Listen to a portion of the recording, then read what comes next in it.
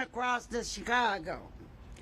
And with weather, sirens, barren power outage, drenching rain, thundering, lightning, and falling trees, we made it through once again.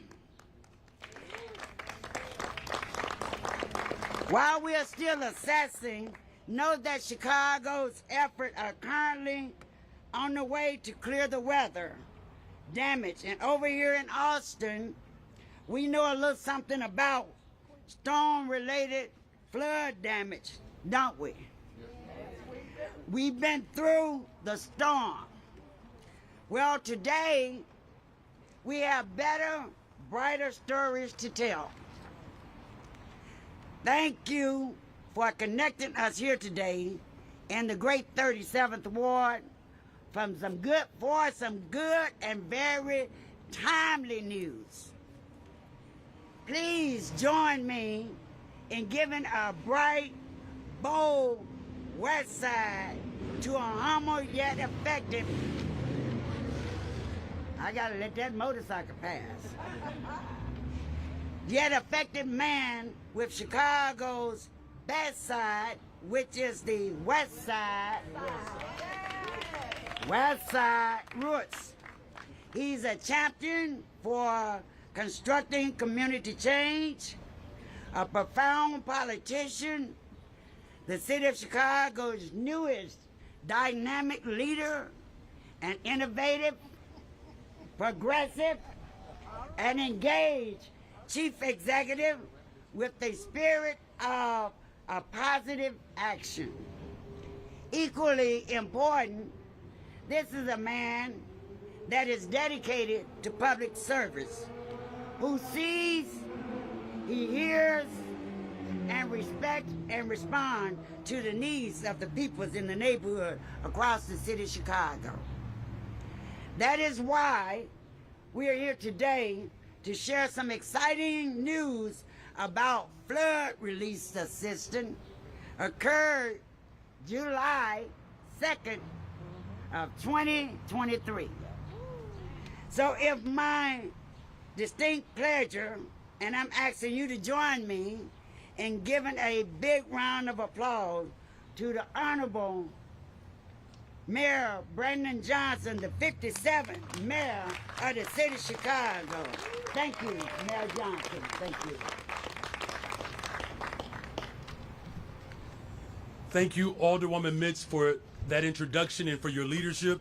And good afternoon to everyone. Thank you all for being here this afternoon for me to provide an update of the city's efforts to support the residents who were affected by last summer's historic and devastating flooding. You will recall that over the 4th of July weekend in 2023, 8 to 12 inches of rain, severe weather caused flooding in the homes of many West Side residents. Chicagoans experienced substantial damage to their basements and property, and people were displaced. They lost furniture, they lost furnaces, cars, and memories. While the city could never replace the precious items that were lost, we went right to work to partner with Cook County and the state of Illinois to provide relief to our residents, as well as to mitigate the impact of this disaster. As some examples of that work, the following days of the flooding, DSSS, Chicago Department of Transportation, collected over 2,000 tons of storm-damaged debris and responded to over 18,000 tree emergencies citywide. OEMC and DWM delivered over 1,400 Salvation Army and American Red Cross flood emergency kits. And most importantly, we declared this issue a federal disaster, and as a result, President Biden's administration, along with FEMA, provided more than $172 million in federal funding to assist with home repairs, low-cost loans, and recovery efforts. But we know, thank you, that's worth clapping for, yes. But we know that there's still much work to be done. And that's why I'm proud to announce today that my administration, the Department of Housing, we have secured an additional $5 million for the Flood Assistance Repair Program. This investment will help homeowners, primarily seniors, residing in single-family or 1 to 2 unit properties on the west side of Chicago, whose homes suffered significant damage from the last year's rain. Eligible homeowners will receive up to $25,000 for remediation and restoration of health and safety issues in their basements. It's important to note that there is no application process for this funding. I'll say that one more time. There is no application process for this funding. DOH is working directly with community organizations to identify and reach those who are most in need of this support. And furthermore, DOH will continue to engage with Black and brown general contractors and construction firms who will conduct the recovery work, ensuring that the full force of government and those who were impacted and those who deliver the service look like the people who are closest to the pain. Finally, the Flood Assistance Repair Program is a continuation of our commitment to uplifting vulnerable residents and strengthening our communities. And let me be clear, the unprecedented flooding that we experienced last summer is certainly the effect of climate change. That is why we are also committed to fighting for a greener and more resilient and sustainable future. The earth is speaking to us, you all. And she is speaking to us loud and clear. So extreme weather is increasing across the country and the globe. So it's important, and it's no coincidence, however, that the flooding that occurred in an historically disinvested community. We are acutely aware of the climate change and most impacts communities of color, and due to policies of neglect that have left these communities behind and of course has caused a tremendous amount of vulnerability. Our investment today is just one example of our continued investment. From the $1.25 billion investment for economic development and housing, the largest investment in the history of Chicago, for a bond in the history of Chicago, the largest in the history of Chicago, of which $5 million has already been brought to the west side of Chicago. The full force of government will continue to take action to support our residents to ultimately build a better, stronger, and a much safer Chicago. God bless you. And with that, the Department of Housing and the announcements. With that, you will hear next from the Department of Housing Commissioner Lisette Castaneda. But before I do that, I want to thank all of the elected officials that have joined me. So I come from a very large family. You know, Westsiders, we don't travel alone. We come deep. And so we have the Alder of the 24th Ward. Thank her for being here, Monique Scott. We also have my Alderman of the 29th Ward, Chris Taliaferro. We have my Cook County Commissioner, Tara Stamps. And then we have my also state representative. You all make her feel really good, you all. She's been pressing her way through. Camille Y. Lilly. We also have the Commissioner of Water. Randy Connor is here as well. Commissioner Castaneda, please give her a round of applause. Good afternoon, everyone. Good afternoon. Thank you all so much for being here today, and thank you so much for having me out to the beautiful 37th Ward on the west side here. It is my honor to stand before you and along with Mayor Johnson as we announce this critical step forward in our ongoing efforts to support the residents of Chicago. I am thrilled that we have secured an additional $5 million for the 2024 Flood Assistance Repair Program. As you know, this funding comes as a response to the severe flooding that impacted our city last July and caused extensive damages to homes, particularly on the west side.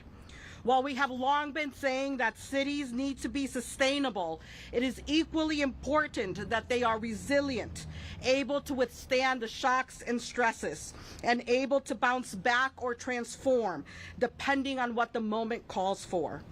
Most of the world's population lives in an urban center, and as we continue facing environmental crises, it is our duty to ensure that Chicago can always stand on its feet.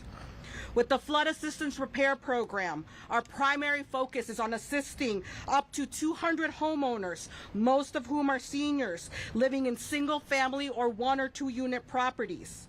These funds will be used to provide much-needed relief and support for the remediation and restoration of health and safety issues in their homes. Our administration is dedicated to supporting Chicagoans who have been adversely affected by natural disasters. This program is a vital step in ensuring that our residents, especially our seniors, can live safely and comfortably in their homes. We are committed to rebuilding and strengthening our communities with resilience and care. I want to take a moment to thank a few people. Obviously, the Black Caucus, Chairwoman Stephanie Coleman, Alderwoman Mitz, and their cohort, as they have been incredible allies as we ensured that this money was able to be used in this way.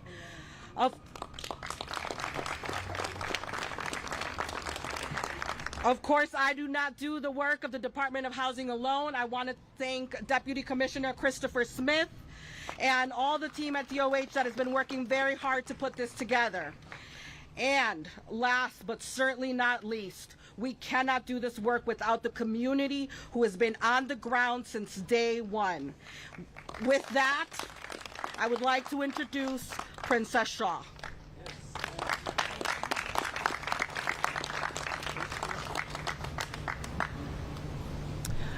Good afternoon, everyone. Good afternoon. I just want to say thank you, Mayor Johnson, for coming out and hearing our cry.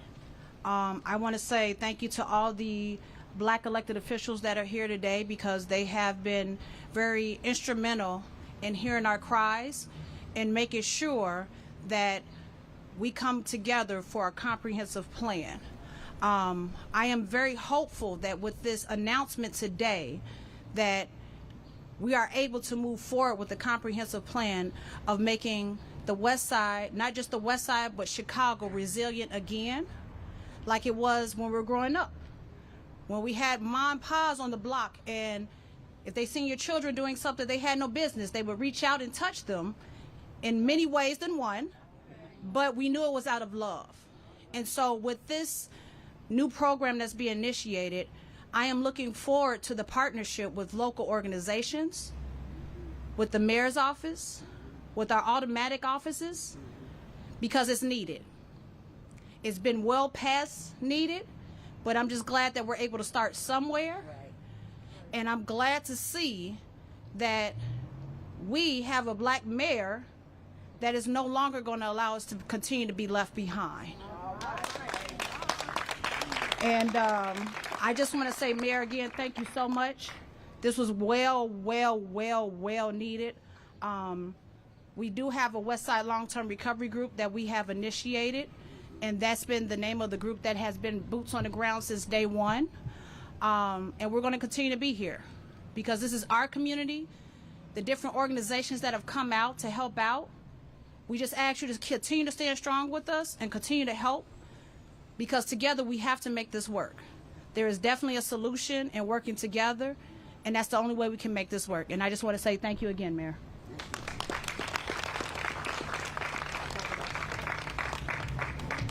The next person that's coming up after me is going to be Sarithia Gibbs. That's okay. Hi, I'm Sarithia Gibbs, representing McDLP Construction Corp today, and would like to thank the mayor, Alderman Mitz, and all of the community stakeholders here today for giving us an opportunity to come out to Austin just to speak with you guys. All right, so our team understands the impact that access to funding, determined community stakeholders, and solid leadership has in rebuilding communities after major disasters. The launching of the Flood Assistance Program through the 2024 Home Repair Program is a testament to the resilience, the determination, and the transformative power of Alderman Mitts and stakeholders like Princess, and the community as a whole for that matter. In the aftermath of natural or man-made disasters, communities face immense challenges, which you have experienced since last year. The MIC-DLP team is hopeful that the additional flood assistance program funding that was secured by the city, a proven process demonstrated in the Chicago Department of Housing Home Repair Program, coupled with community partnership, will allow Austin and communities like Austin to rebuild and restore. The MIC-DLP team has successfully completed dozens of home repairs for seniors and others in the need of assistance through the Department of Housing repair programs. We've provided quality craftsmanship and safer homes for the most at risk and vulnerable. The MIC-DLP team understands that quality and safety are non-negotiable principles in post-disaster construction. And our team is ready to support the expansion of the home repair program to provide the same level of quality and craftsmanship and responsiveness to address and remedy unsafe conditions due to previous basements flooding. So again, as Mayor Johnson, the Department of Housing, and Alderman Mitts and the stakeholders in the community continue to work tirelessly to help homeowners and long-term residents impacted by flooding know that the MIC-DLP team is ready to support their efforts and assist in making this program successful. Thank you.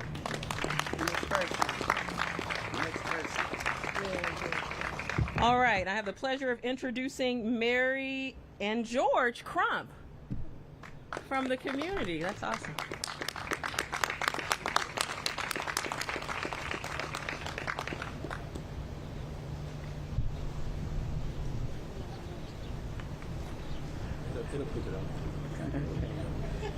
Good afternoon, everyone. I would just like to say thank you, Mayor, to the mayor and all of you dignitaries here. Some I know, some I don't, but I thank you all for being here. I'm just telling my little story.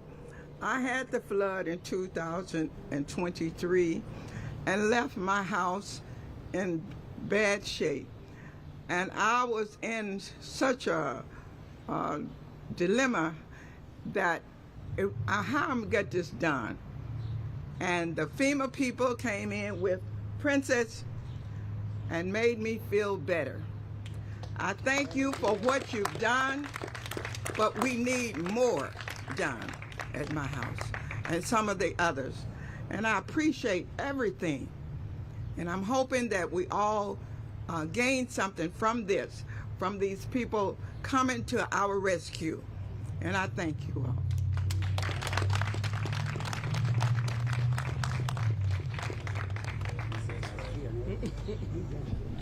No, that's right. George is just making sure that Mary is good. That's what his #1 assignment was today, and he did it. Let's give it up for the Crump family. I'll take questions, but I do want to make sure that we acknowledge a few of the folks that are here. Thank you to the commander of the 15th District. Commander Morse is here. All right. And then we had Pastor Jakes was here, but he had to leave. But I see that from Congressman Davis's office, but we also have Pastor Robbie Robb is with us today. I'll give it up for Pastor Robb. And he clearly brought his wife's daughter. Boy, she's a split image of Tasha. And then the IPO of 290 IPO community members, thank you all for being here as well. Thank you. And then one of my dear friends and neighbors, Brother G2 Brown. Thank you for being here, G2 Brown. Again, this is just a display of what it means to bring people together. And again, I cannot thank the leadership of Alderwoman Mitz enough, as well as the rest of the City Council, Black Caucus in particular, Talia Faro. Alderman Irvin is here too. Give him a nice round of applause. And Monique Scott. So clearly the word got out. If more Westsiders show up, that's just kind of what we do. So thank you again. With that, we'll take questions. We've only got time for 2 questions. We're going to start right here with Alice. Good afternoon, Mayor. Good afternoon. Talk about your decision to remove the George Washington statue from the 5th floor. What is your vision Can on we what do you one want? topic questions first? I'll try to get back to that. Okay. I'm happy to answer that. Are there any on-topic questions about the west side of the city of Chicago, the entire city receiving support? Yeah, I don't need the mic. Hi, Leah Hope, ABC7. Hey, hi, Leah. Good afternoon. Good afternoon. You mentioned that people do not have to apply. Now, I know from covering this for the last year that there are people who have not applied, given up on applying. How is it that those who need it are going to get this funding? Well, thank you for that question. Again, first of all, the first $172 million that showed up in the city of Chicago, that did play a part in the recovery. Same thing with full force of government coming through to move the debris and to help clean basements. As far as the process, that's why we're working with community-based organizations. So while they're working with the Department of Housing for that process to be streamlined. But if you want to add to that, Commissioner. Yeah, should people go to those organizations or how to connect? So as you referenced, right, for the last year plus at this point, folks have been reaching out to organizations like the Long-Term Recovery Group, like Westside Health Authority. They've been reaching out to alder people's offices, like Alderwoman Emma Mitz and other Westside alders. And so we are deeply plugged in to like the boots on the ground folks that have been doing the work and that have been connecting with the people that need it the most. And so when we reference there's no application process, it's also because we understand that people have provided their information to FEMA. People have provided their information to any number of places, and so we are working with them so that we can streamline those processes and make sure that those folks that have already been identified as needing help are the ones that we are able to help. And you mentioned that this will probably help about 200 families. I know those Westside Long-Term Recovery organizations. Last I talked, I think you had over 200, maybe 300. Well, this is not the end of our efforts. The good thing about my administration is we're here for the next 23 years. Now, it's not going to take 23 years to get that done, but over the course of our term, we're going to do a lot of work. Look, we showed up day one, and we're still here. We're not going away. We're going to do everything that we can to make sure that every single family recovers. We'll take another on-topic question. I'll take another on-topic question from the media. Hi, Caitlin Washburn with the Sun-Times. I'm wondering, as the city assessed the damage from the last couple of days, and if there are people who experienced flood damage, what the plans will be for those folks. All right, I'm going to turn it over to Commissioner Connor. Good afternoon again. Randy Connor, Commissioner, Department of Water Management. Over the past few days, we have assessed the situation, and the numbers have started to come in now that people got up this morning and really started to see any water in their basements. Those numbers were relatively low, probably around 50 or 60 with homes with water in the basements. We have actually started addressing those issues with some system-wide cleaning and some system-wide love that we're giving out right now. So we're looking hopefully for those numbers to be at 0 by the time that the end of the day comes. All right, thank you all very much. Mayor, what's your vision on what you want to replace the statue? Can you talk about how that fits into your overall vision? Talk about the west side.